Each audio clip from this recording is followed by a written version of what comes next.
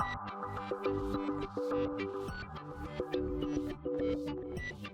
and welcome to my playhouse. And today we have a visitor here at my playhouse, and yeah, I have to say this video is not sponsored, but I wish it was. I have a Lenovo SR650 version 2 server that yeah, I ordered for work, and I think that we should have a little bit of a look at it. It's a special case for work, and it's a kind of a special server which we'll see when we get into it. So yeah, I thought this would be interesting, and I have a little bit of parts to put in it because this is a standard server.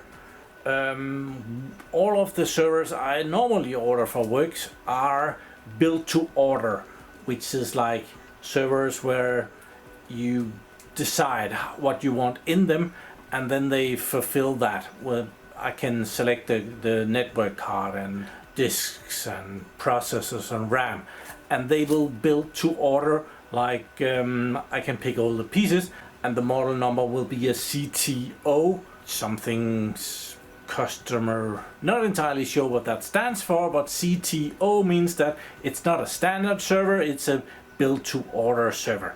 And enough rambling, but if you're someone at Lenovo or know someone at Lenovo or buy something at Lenovo, please let them know that I would like them to sponsor me. So we'll take the little boxes away for now. We'll put that in just a little bit, but we need to get this out of the box. And scissors.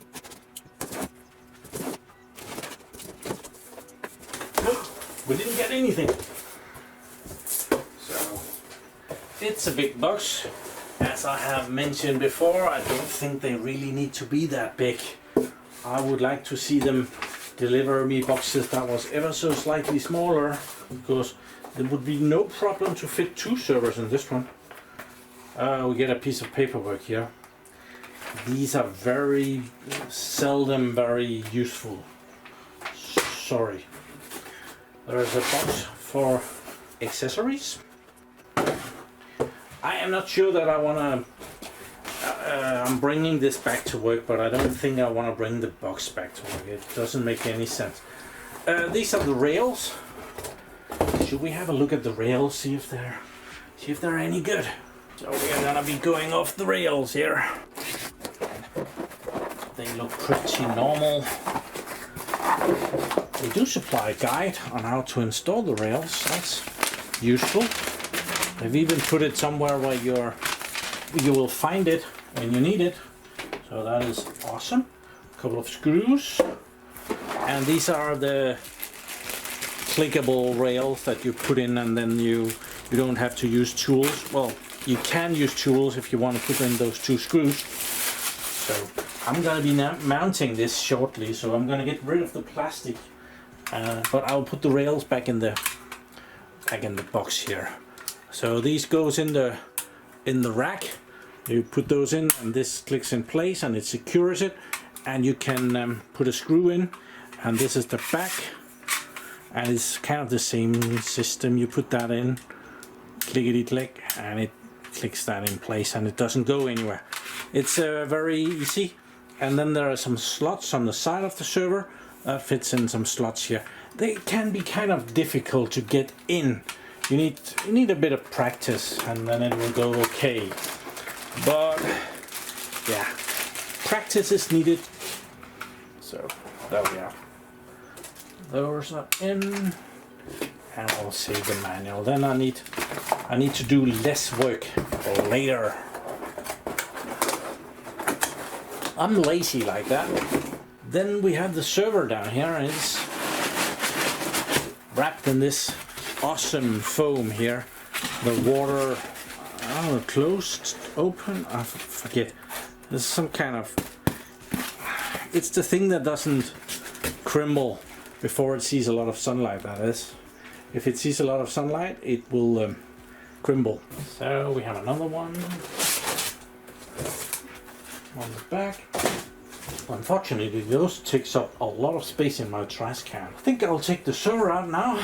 And this is a 2U server. There's not a lot of stuff in it, so it's not going to be that heavy.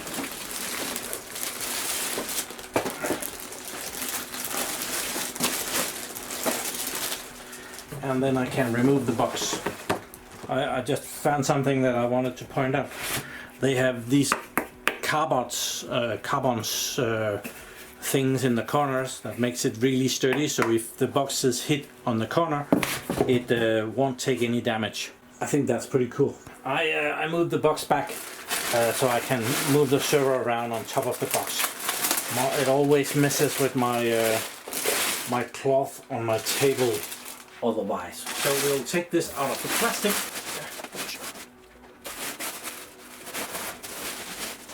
And here we have the server. It's a very nice server, and I'll show you the special feature with this server. This server has room for 12 3.5-inch hard drives.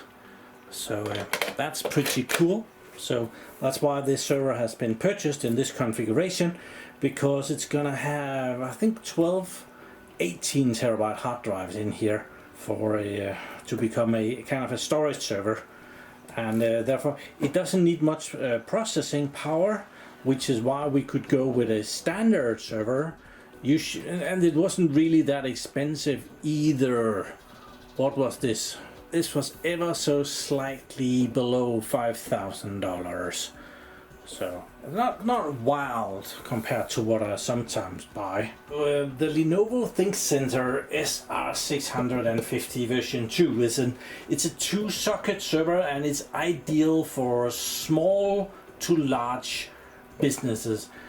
Businesses that needs reliability and great management. And this is a very flexible server. You can do almost everything with it. It's not perfect for any of it, but it's very flexible, and you can do most of it with this server. And what I mean is, like, you can put in a number of graphics cards, but you can get servers where you can put in even more graphics cards, but then you can also put in a lot of drives. But then again, you can get servers where you can put in even more drives, but this server can do a lot of stuff and be reconfigured to do a lot more. And we'll see that when we get into it. Like the front here, there's room for these 3.5-inch hard drives. There's options to put some in the back as well.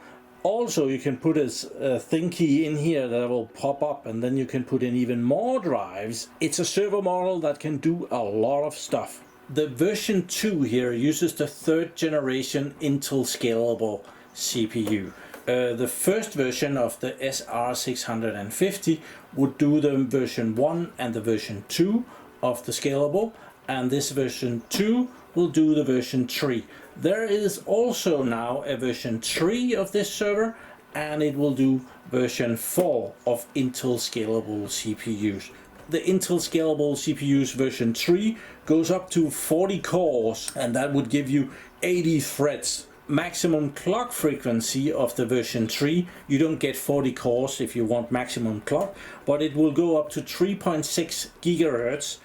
And yeah, those CPUs, they tend to use a bit of power, so 270 watts is what one of those processors, the really high-end ones, the ones with a lot of cores or the ones with a very high clock, they will use a lot of power as well.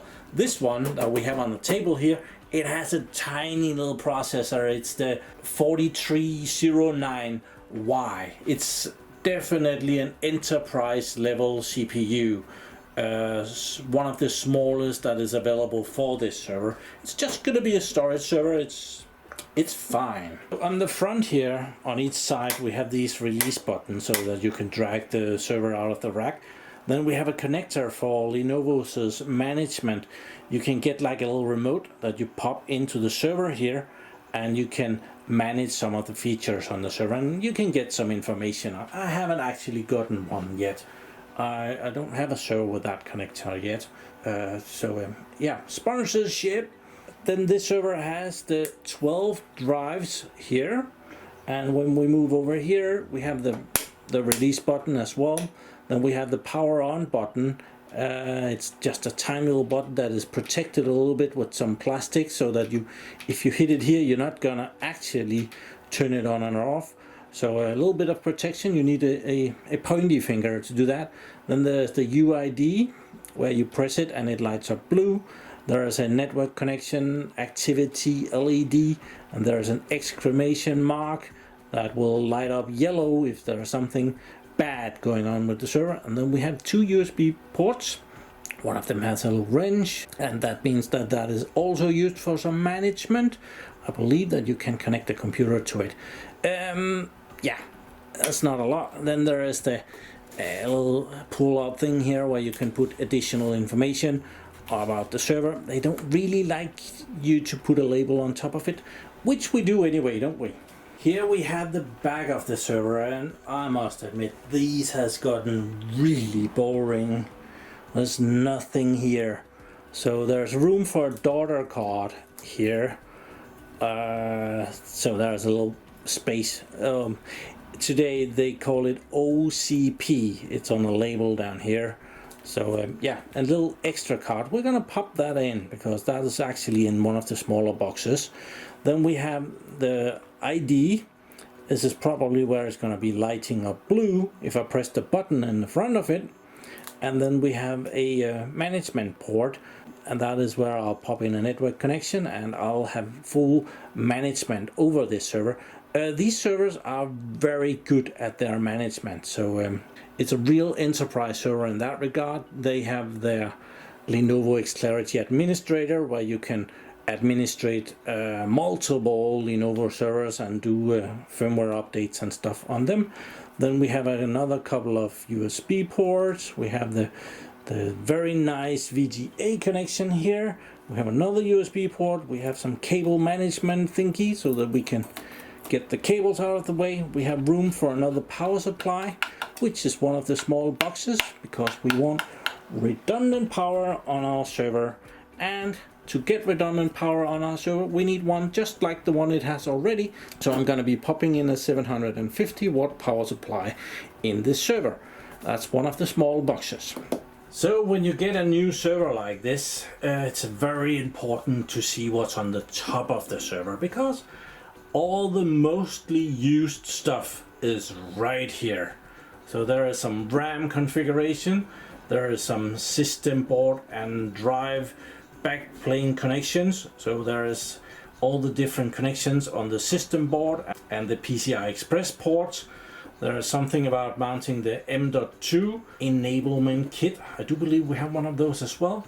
There is something about how the power supply behaves, what you can expect from the LEDs, and how to read the different colors and how they blink and blah blah blah. Internal rate adapter. I don't think we get one of them. I'm not sure if there's a rate controller in here. Then there's an overview of the system board and what everything is. There is different configuration for risers and rear drives. I did tell you that you could get more drives in this. So like this one, 4 extra hard drive bays in the back of the server if you order that. And up here you can get it with 2.5 inch, and you can actually get 8 there. And you can also get a model here where there is like 8 PCI Express ports. It's very flexible, and you can at a later point rebuild the server back.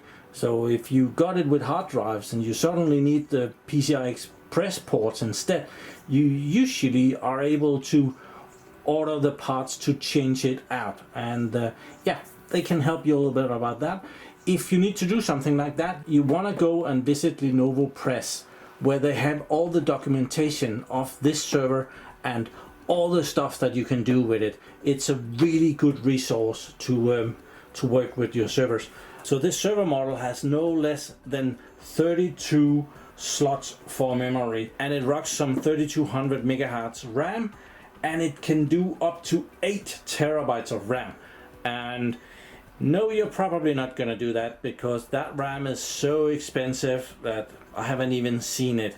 But it can do it, and in like 10 years that RAM might be normal stuff. But today it's so expensive that everything over 128 gigabytes is pretty expensive when it comes to RAM. But with only one CPU, you have 16 slots, so you can probably do 4 terabytes. Equally expensive, because the same size of RAM blocks you need to do that. and this is an overview of how you put in that RAM.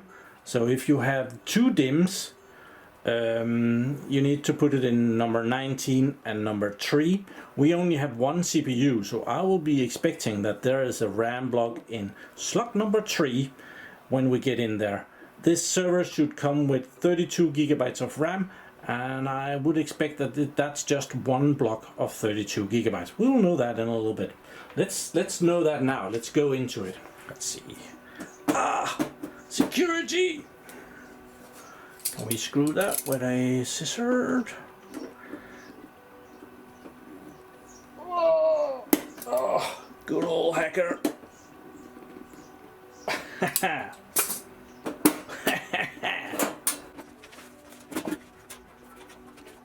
So here's the inside, and there is not a lot of stuff in this server, but I do see that all the hard drive connections in the front of the server is occupied, so they're connected here, so I would be able to pop in those 12 drives right away. So that's cool. The RAM is of course located down here behind this plastic thing, and well, to my big surprise, there's a 32 gigabyte RAM block in slot number 3. Who would have known? The RAM that is used in here, they call 3DS RDIMMs. You can also use Intel Optane RAM. That's the RAM that stores your data even when it's not powered. But yeah, haven't seen anyone use that yet. If you've seen anyone use that, do leave it in the comments below and tell me about that. So yeah, this is what it looks inside. Mentioned for expansion here. Right now there is nothing in it. It's just fillers. And I haven't ordered a riser card for this because it shouldn't be necessary. It's gonna be a storage server.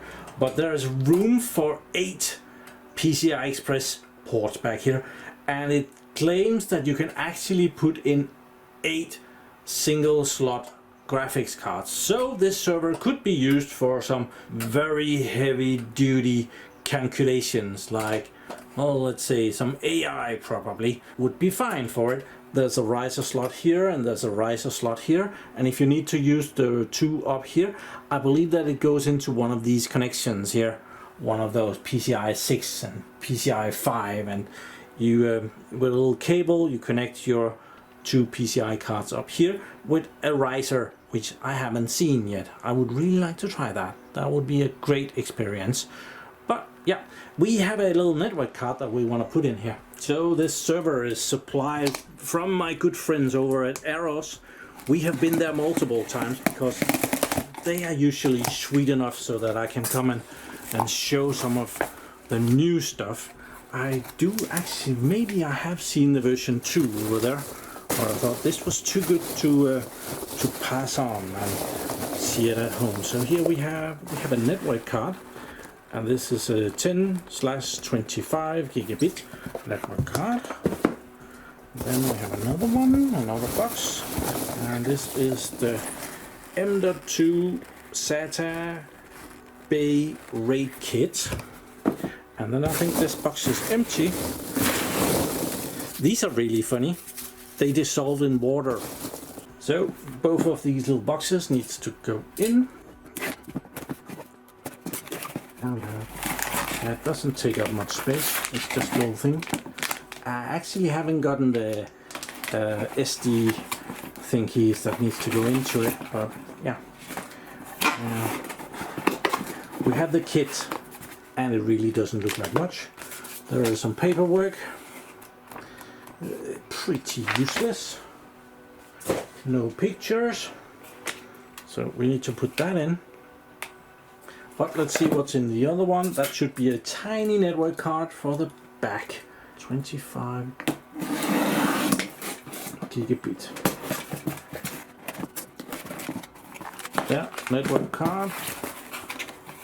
Label. Another label. Some more paper. I don't even want to bother. So 1025 gigabits per second. SFP28 2-port OCP, and that OCP means that it's for the little port on the back, which means that I don't need to put a riser card in the server because I only need that one card. until he comes and tells me that he needs a RAID controller, then I need to do something more. And really that point might come. And this is the slot where the network card pops into. And it has become really smart. You can actually pop it in without taking the server apart. So I didn't have to take the cover off at all. You just open up the back and you pop the slot in and you screw it in and it's good to go. So yeah, we will try and emulate that. So let's turn the server around. We can pop this out without any issues. And then we can take a little network card and we can unwrap that. There should be nothing to it. You see there is the two SFP28 ports right there that goes into it. There's some information on the back here, but more or less, and yeah, it's shielded so that it doesn't. There's a lot of components on the back here, so it would be very stupid to put it just on top of this metal here. So they have protected it a little bit, which is nice. So there is a plastic thing here that can be used to pull it out again. You can pull in this, you can probably also pull in this, but this is more meant for like fastening it. So yeah, installing network card, it has never been easier. So we just pop that in, we press, let's press a little bit on each side. Okay, there, and then we screw it. And we are screwing it around, we're not screwing it up. They supplied a couple of stickers. There's a sticker here that kind of tells me how to do this. So it tells me to remove power first, so that's disconnect power before installing OCP. And we're lucky, we don't have that problem, there is no power on it, so awesome. And then do what I just did. Put it in, tighten. So we don't, yeah, we can take this sticker and we can put it on the top of the server. That would be nice. Then we have another sticker, this one, that tells us which port is which port. And I think it's meant to go right around there, like that, so that port 1 points to this one, port 2 points to this one. So we're gonna stick it to it. Yes, that's closer. That will have to do. It's fine. They could have put those closer, but it's probably, there's room for, like, you can actually get a card with 4 ports. I would like to have one of those. I'll put this other sticker on there as well. So I think we will we'll take that and we'll put it right here, and that's going to be very close to where the actual card is sitting. So if you're looking at the server, you could be watching this sticker. I don't know if that's stupid, but yeah, I'm gonna try. I'm gonna put it not over the holes, but right there. I think that's good. Just have a look at that RAM block that was supplied with this, a 32 GB. Oh, jumping jack RAM block. There we have it. Lenovo branded, but it's SK Hynix from Korea, and it's a 32 GB, 2RX4 PC4, 3200 AA. So yeah, they don't cheap out on the RAM when they supply you a new server. They kind of give you the best blocks. I'm sure that's because if you want to expand it, then you have to buy a next one, and you also have to buy the best of the best. So yeah, I think we need to put this back on, because I do believe that the M.2 expansion kit sits on top of this. So this is the M.2 expansion kit for the Lenovo server, and this is what you use to boot on. And what it does is that you put in 2 M.2 SSDs in here, and it has to be SSDs. I don't believe it does NVMe's. It says SATA right here, and that's the, well, you know, the slower ones. So you put in 2 of those. You can put in the very long ones, or you can put in some shorter ones, and it's going to be fine. And then it builds a RAID on them, so you can, well, normally it will just do your RAID 1. So it will do a mirror of the 2 M.2 SSDs, so you have some redundancy, a bit of safety, so that if your boot drive dies, the other one will continue and you're good to go. I do seem to have messed up though, because yeah, there's no cable for this, so I need to figure out if there should have been a cable in the box, or if I should have ordered the cable for it. So yeah, I'm not gonna be able to connect this because missing a cable. But we can pop it in, and it's gonna be a bit boring because it's very easy. It goes right here on top of this thing and it pops in here. So it's just me being absolutely stupid. So I see this thing on the back here and I pop that in, and then I see this thing on the side and I pop that in, and then it doesn't go down here. That's ever so slightly irritating, but it's just me messing up, because there is also a slot here that holds it down. So I need to go beneath that, and I can do that by going in the back here and then putting this down under here and this on top of there, and I don't even actually have to screw it in. It's in there, but now it screws in really easily, so there is no issue there. Still missing cables though. The last package we have here is the power supply, so we'll just put that in. I hope that's more working for us, because yeah, these are cute. They are so small. 750 watt power supply right there. And this server has some very large and good power supplies available. So this is the new one. Let's just make sure that it looks like the one that is going to be partnering with, and it does, so that is marvelous. And this power supply is an 80 plus titanium. Oh dang it, and this is a platinum. I am not sure if that's going to work. I looked at the manual and that said that it came with a platinum, and now there is a titanium in here. Titanium is the best one. Platinum is the ever so slightly not as good. So to pop those in, you just pop them in like that. I have no idea if it's gonna be whining and complaining about the power supplies not being the same kind. They are the same wattage. I have no idea. This is a fantastic example of where the LED is really useful. So you can see that that's how to pop the board in. It doesn't explain that thing that I was struggling with, but it does show you how to do that. It does also show that you then fasten it, and then you pop in that cable, and screw the cables in, and then you can connect your SSDs. It doesn't really say where the cables are connected to, but I think I found that on the system board though. That one says M.2, so I would be guessing that we would be connecting something to that. Might be wrong, but it's a good guess.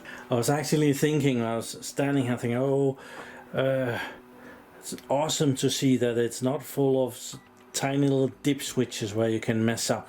And then I find that they have snuck one away over here, and it actually has a couple of good features that you might need if you run into trouble.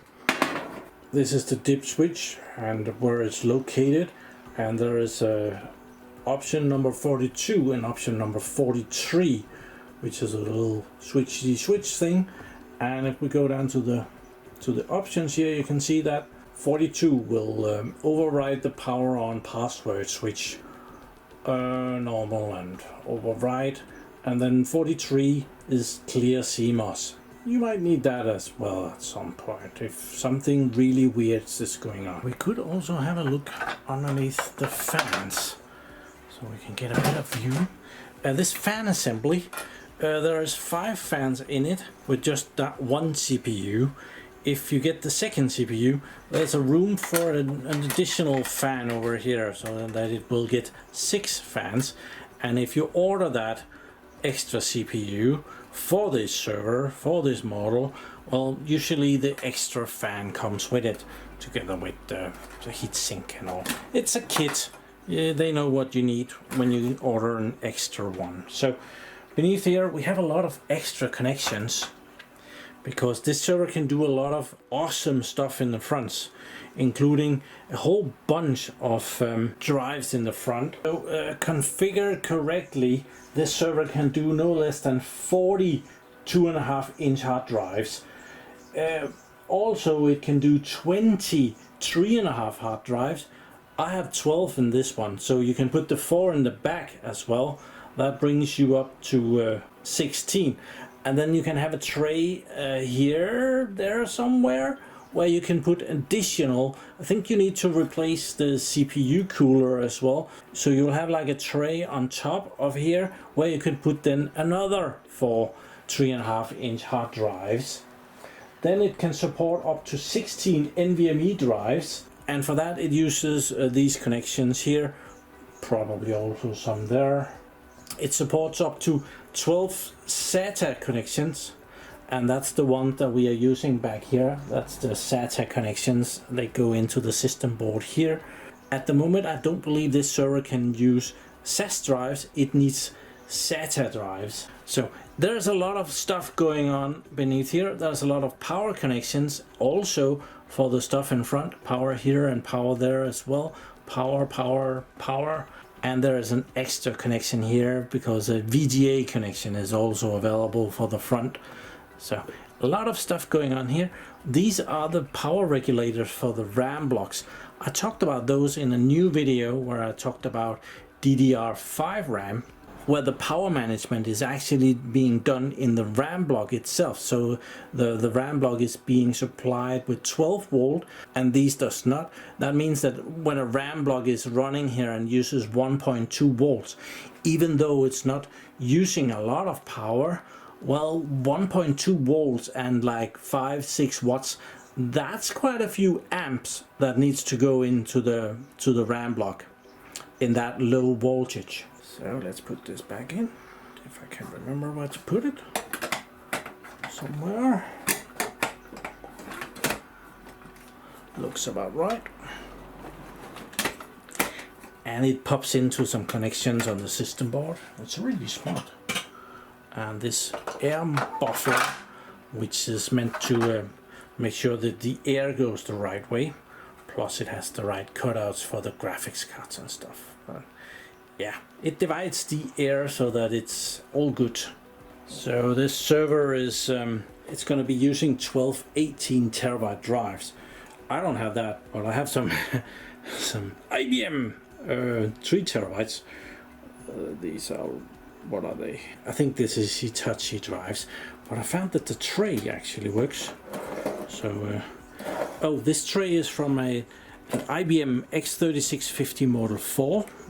So that will go in here and actually connect them on the back. So that means that I have more options. I need to buy some trays for this because it's gonna get some disks from another system. So, and getting empty trays for a brand new server is not really an option. So we need to purchase some used trays for it, and now I can get some trays for this server model, and that should do it. Awesome. So I guess that might be what we can get out of this. They have a little button here that tells everybody that you have been messing with the server. So yeah. Revealing.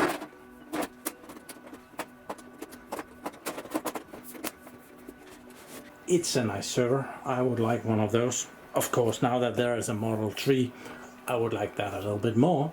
But as I only have, well, I do have the newer model of the first one that came out. The SR650, it came in 2 versions. First there was the version that worked with the with the scalable CPUs in the version 1, and then there came the newer model of the SR650, and that would do both the generation of scalable CPUs, and then the version 2 of the server that will do the third generation of the scalable, and now the version 3 that will do the fourth generation. So yeah, I need to put this back in the car, and I need to order some stuff for it because we are clearly not done. I'm gonna wait a little bit with that power supply thing, see if it complains about that, or if it's okay with having two different quality of power supplies, but it might yell at me for that. So as the Model 3 has arrived, this Model 2 it's probably gonna be slowly phased out. This one is special because it's not that common to get it with 3.5-inch hard drives. 2.5-inch hard drives is way more normal for a server, as there is more options for just having a bunch of disks like a JBOD or Dash, as I call them. Naturally, I would still like this server. It's missing in my collection of servers, but yeah, I'm getting ever so slightly behind because getting new server equipment is ever so slightly expensive. So yeah, if you want to help me in that journey, do join me over at Patreon, where you for just $1 a month get an extra weekly video on Patreon telling you what I've been up to, what videos you can expect. And on top of that, I also have a weekly video chat with my patrons over at Discord, and if you become a patron you get that thing, so you can do that. So yeah, thank you very much for watching my videos. Do subscribe to my channel so that you can see me again, and have a really nice day. Bye bye.